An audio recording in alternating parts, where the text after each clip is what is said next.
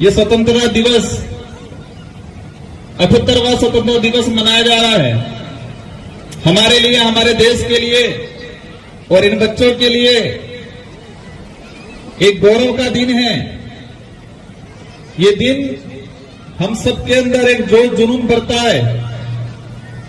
और सागवाड़ा के अंदर ये जो कार्यक्रम आयोजित किया गया, पूरे आयोजन कमेटी को और साथ ही एसडीएम साहब को, सीपीओ साहब को धन्यवाद देना चाहूंगा कि आपने शानदार पहल करके ये नयापन लाए। उसके लिए मैं आपको तहे दिल से धन्यवाद देना चाहूंगा।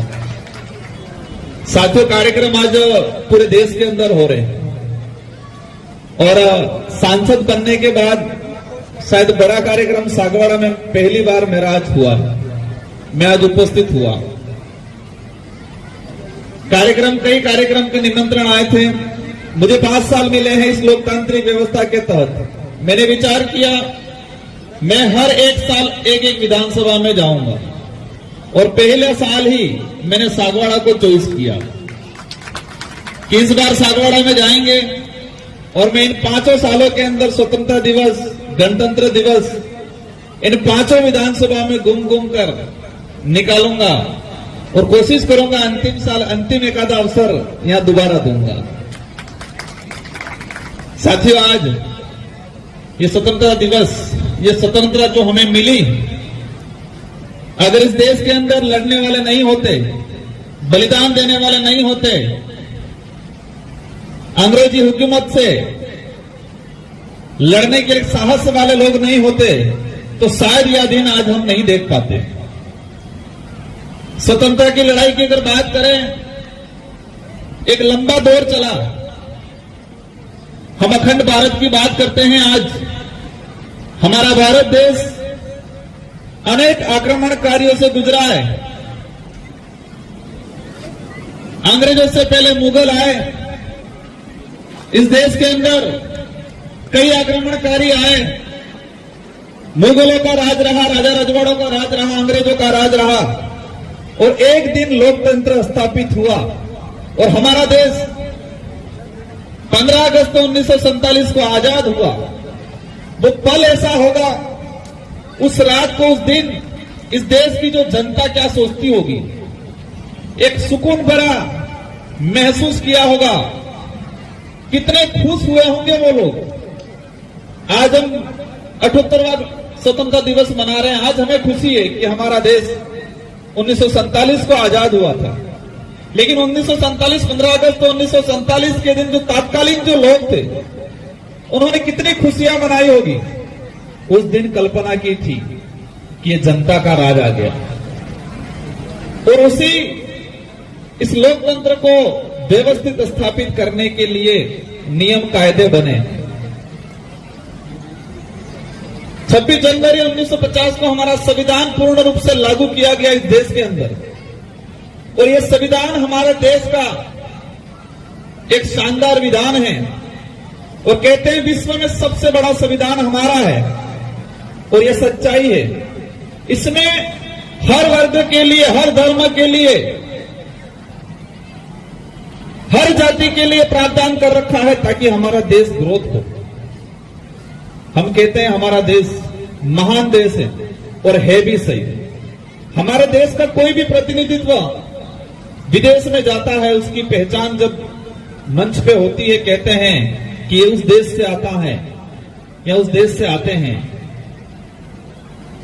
एक अखंड भारत है, एक विविधता वाला देश है और विविधता होने के बावजूद भी एकता है और ये महान देश से आते हैं। ये संबोधन दिया जाता है हमारे देश के, अगर प्रधानमंत्री जाते हैं या राष्ट्रपति महोदय जाते हैं, कोई भी जाता है, पहचान हमारे देश की महानता से होती है वहां।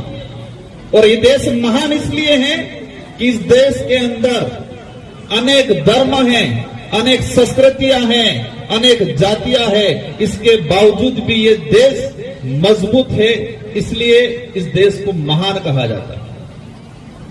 साथियों, हमें कहते हैं हम राष्ट्र हितैषी, राष्ट्रभक्त। राष्ट्रभक्त की परिभाषा क्या है? किसको हम राष्ट्रभक्त कहेंगे? राष्ट्रभक्त की परिभाषा मेरी नजर में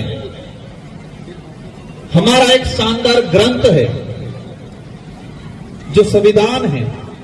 हम संविधान को मानेंगे, संविधान को पूजेंगे और संविधान के आधार पर चलेंगे तो ही हम राष्ट्रभक्त कहलाएंगे। और हम संविधान को नहीं मानेंगे, संविधान के आधार पर नहीं चलते हैं तो हम राष्ट्रभक्त नहीं कहलाएंगे।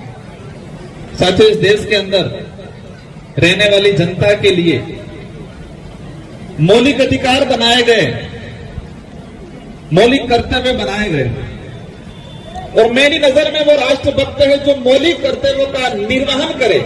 और मौलिक कर्तव्य ये कहता है कि संविधान को मानना है, समान भाव से सभी को देखना है।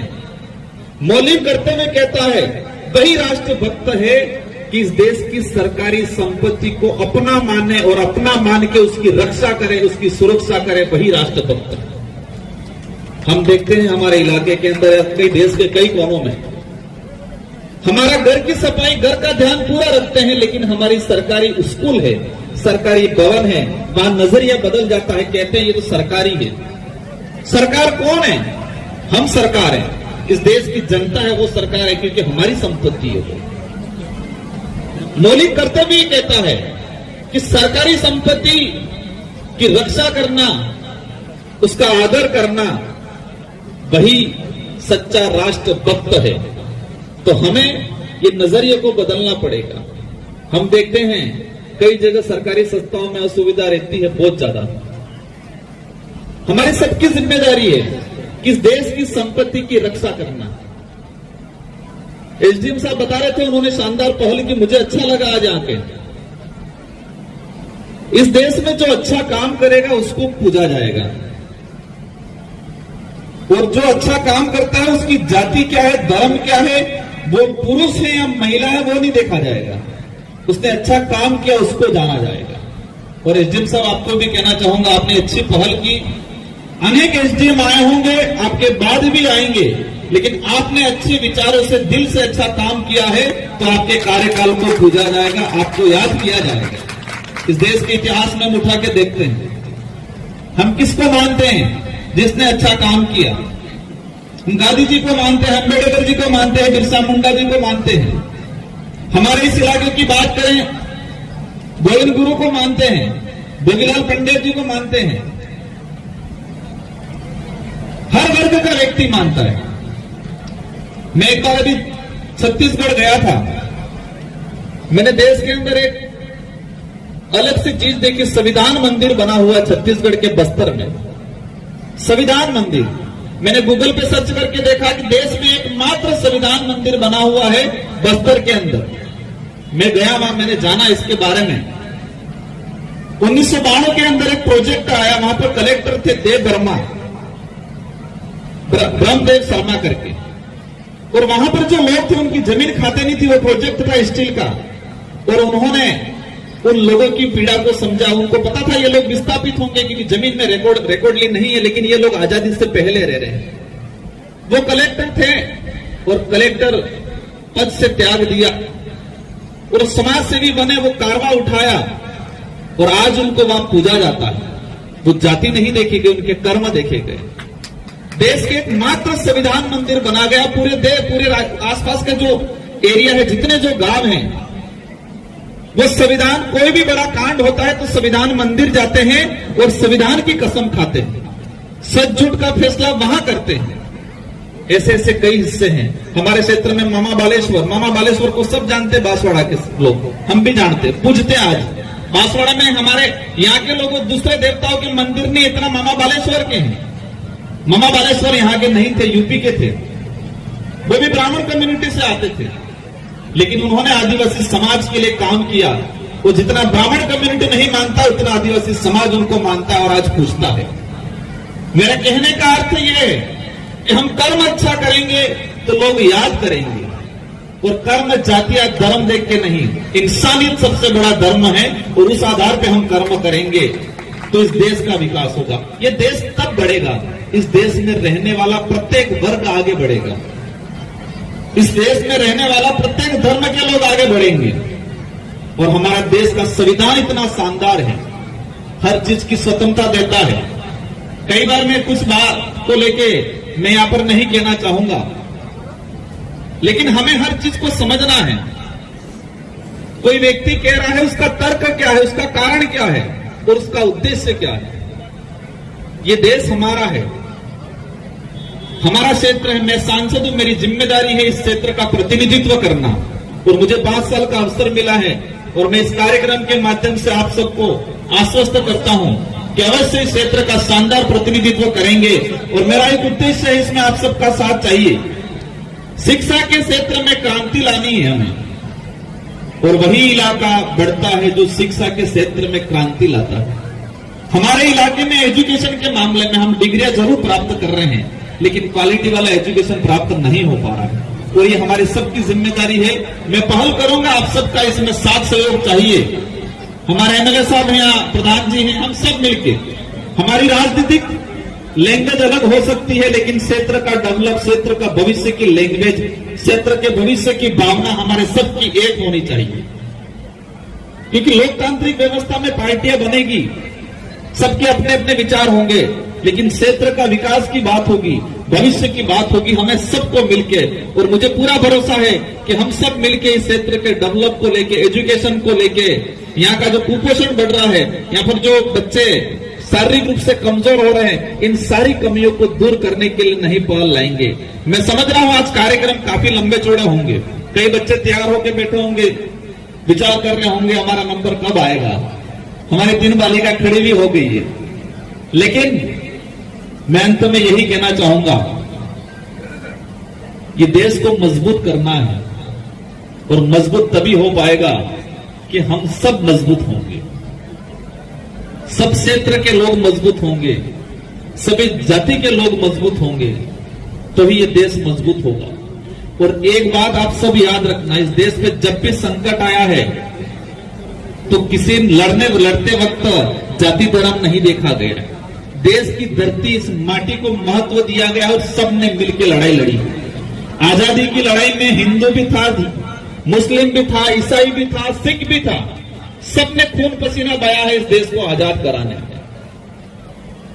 आज हम देखते हैं महाराणा प्रताप, भारत देश के इतिहास में पढ़ा जाता है कि एकमात्र राजा ऐसे थे जिन्होंने मुगलों की अधीनता स्वीकार नहीं की, और उनका नाम आता है महाराणा प्रताप। और हमें गर्व होता है कि हमारे क्षेत्र से और हमारे इस इलाके के उस समय ये जो शासक हुआ करते थे, उस लड़ाई में कौन लड़ा? उस लड़ाई में सेनापति मुस्लिम भी था, आदिवासी भी था, सबने मिलकर लड़ाई लड़ी। और आज भी इस देश को बचाना है, इस देश को ग्रोथ करना है, मजबूत करना है, हम सबको मिलकर करना पड़ेगा। बाकी हम जातीय धर्म में बढ़ जाएंगे और धर्म के आधार पे सोचेंगे, धर्म के आधार पे काम करेंगे, सक्सेस नहीं जाएंगे। ये संविधान स्वतंत्रता देता है हर व्यक्ति को अपने हिसाब से अपने धर्म को मानना या नहीं मानना। हम सबका सम्मान करेंगे, क्योंकि सबका सम्मान करेंगे, सबको स्वीकार करेंगे, तो ही ये देश महान कहलाएगा। इसी भावना के साथ मेरी बात को मैंने यहाँ रखा। मुझे उम्मीद है आपने सुना होगा, उसको समझा होगा, और इसको पॉजिटिव एनर्जी के साथ अमल में लाएंगे। इन्हीं शब्दों के साथ सारे बालक बालिकाओं से मेरा एक ही निवेदन है कि पढ़ाई करनी है, और पढ़ाई पास होने के लिए नहीं करनी है, पढ़ाई जानने के लिए करनी है, खोजना है। इस देश को, विदेश को, इस भौगोलिक स्ट्रक्चर को हमें जानना है, और जान के हमें मजबूत बनना है, और विश्व लेवल पे हमको राज करना है, ये आज तय करके जाना है। इन्हीं शब्दों के साथ आप सबको पुनः स्वतंत्रता दिवस की शुभकामनाएं, और उम्मीद है कि आने वाले समय में आप सब मिलकर इस कार्यक्रम को और मजबूत बनाओ और शानदार बनाओ। इन्हीं शब्दों के साथ आप सबको जय जोहार, जय संविधान, जय बिल प्रदेश, जय राजस्थान।